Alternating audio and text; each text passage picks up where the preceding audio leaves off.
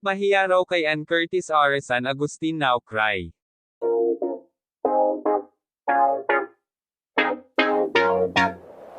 Umani ng iba't ibang reaksyon at komento ang ginawang pagpapakilala ni Sir Marta sa co-host ng Itbulaga na si San Agustin bilang noontime show goddess.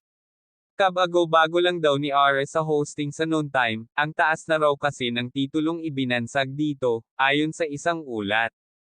Marami ang kumwestiyon sa titulo, dahil kung tutuusin daw, mas deserve sa bansag na ito si It's Showtime host Ann Curtis na tinatawag na Diyosa ng showbiz.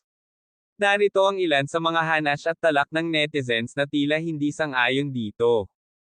Pag feeling kaka-start pa lang niya noon time show goddess na agad en kakahiya naman sa Diyosa Ann Curtis. Ann Curtis po bagay ang title na yan.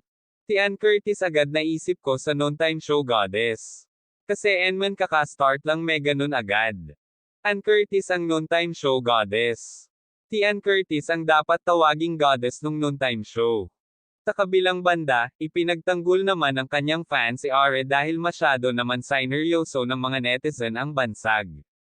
Kung titingnan daw ay talaga namang maladyosa rin naman kasi ang kagandahan ni Walang basagan ng trip. Maganda and magaling naman siya.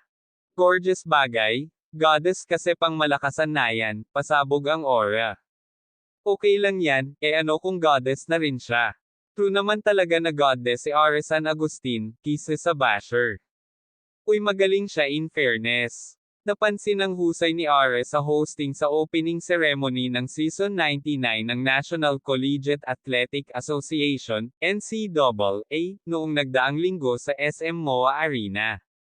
Samantala, wala pang tugon, reaksyon o pahayag ang kampo ni Ara o ni Ann tungkol dito.